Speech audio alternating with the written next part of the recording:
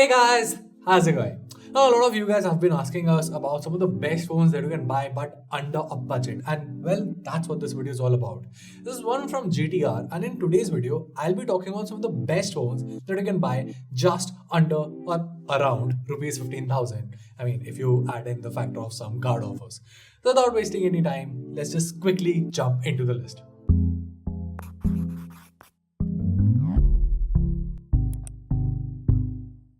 Alright, so kicking things off, we have either of the Redmi Note 10 or the 10s. I mean, the Redmi lineup has essentially been one of the best phones that you can recommend under 15,000 or even under rupees 20,000. And yeah, even right now, after all the launches that there are, the best phone to buy under rupees 15,000 has got to be either the Redmi Note 10 or the Redmi Note 10s. Now, in terms of features, they are quite similar. The 4 plus 64GB variant of the Redmi Note 10 is available for 14,000, while the 6 plus 64GB variant of the 10s is available for 15,000. The 10 comes with the Snapdragon 678, while the 10s comes with the Helio G95 processor.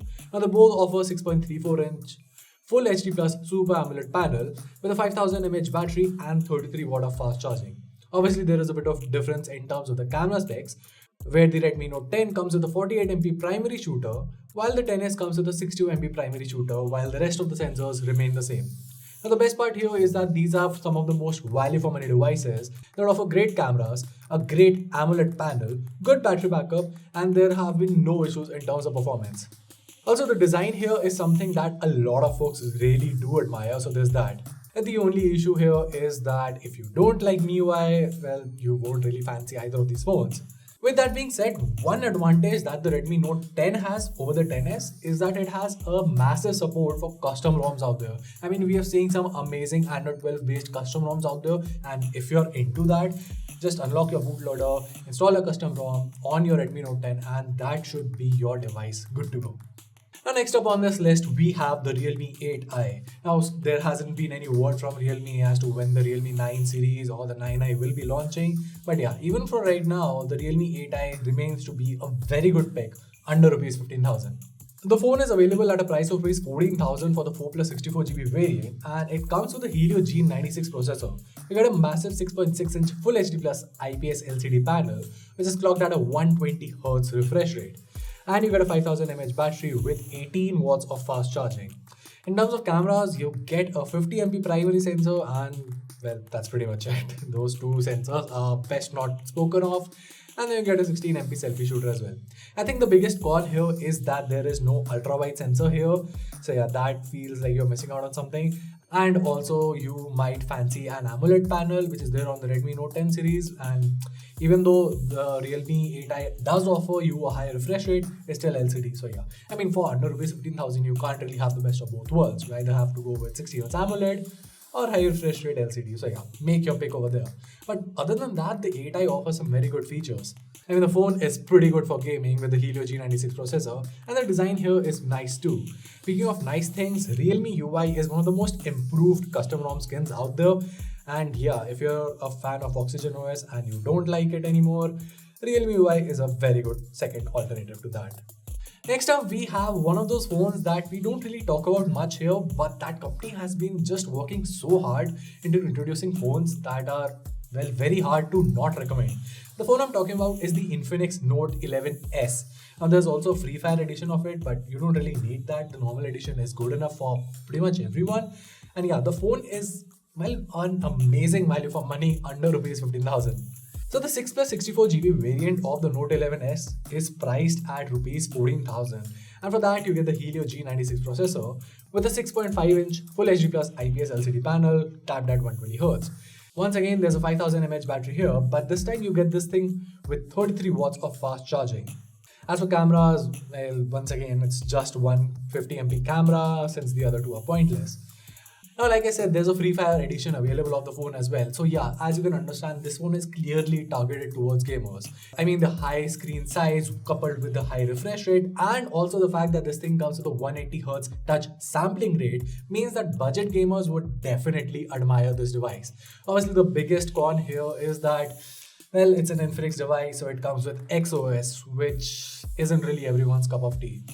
Alright, now who doesn't love a Samsung device? So obviously we had to have a Samsung device on this list, and the one in consideration is the Samsung Galaxy M42, but the 4G variant, not the 5G one, because well, I don't really like the 5G variant here, but the 4G one offers some excellent value for money, especially for its price.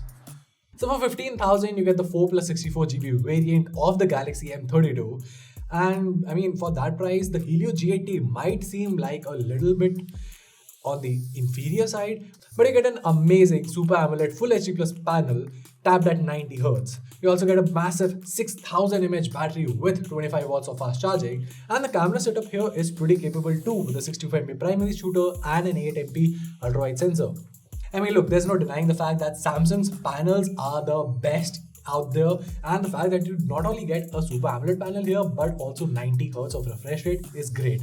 The 6000 mAh battery basically ensures that your phone will last easily 2 days of heavy usage, so no issues there. And the best part here is obviously Samsung, so you get One UI. I mean, One UI is one of the most improved skins in recent times.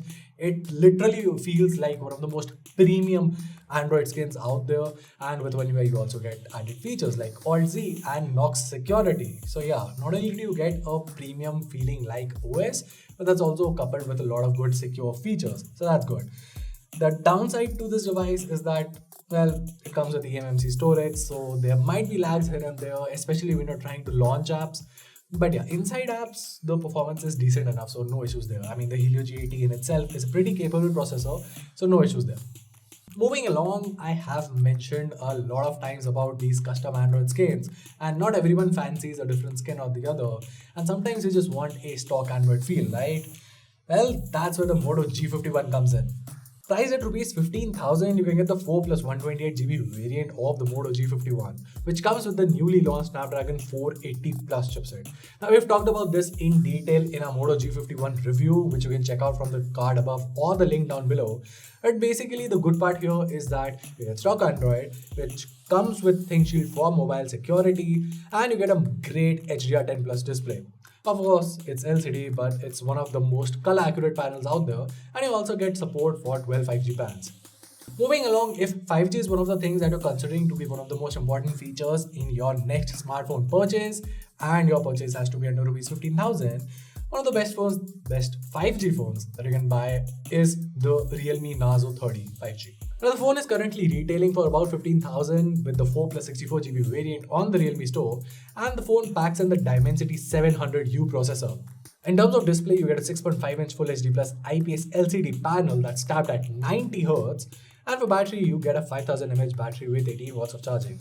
Now, similar to the Realme 8i, you get only a 48 MP primary sensor. There's no ultra-wide sensor here, so that's not really a good thing. Also, compared to the 8i, the refresh rate is slightly low at 90 Hz, while the 8i was at 120 Hz. The good part here is, once again, Realme UI is something that a lot of folks like, including me, and the Dimensity 700U processor is a very good processor. I mean, the performance of this phone is one of the best that you can expect in this price segment, and let's not forget the fact that this does support 5G. So yeah. Last on this list, like I said, 5G is the thing, and if you're looking for a phone around rupees 15,000, basically a phone that is priced slightly higher, but you can club in some card off or something, the Redmi Note 11T 5G is one of the more easier phones to recommend. Now, the phone is priced at rupees 17,000 for the 6 plus 64 GB variant on the Xiaomi store, but you can use some card offers to get the price around rupees 15,000. Now, at its price, the Redmi Note 11T 5G is the cheapest Dimensity 810 phone in the country, and the processor is great for day-to-day tasks as well as gaming too. So yeah, that is nice. Now, of course, you can check out a full in-depth review of the device by following the card here or the link down below to know more about the device in detail. But yeah, for its price, it's a pretty good 5G device. And well, that was it. As always, you can find the buying links to all of the phones that I talked about down in the description box.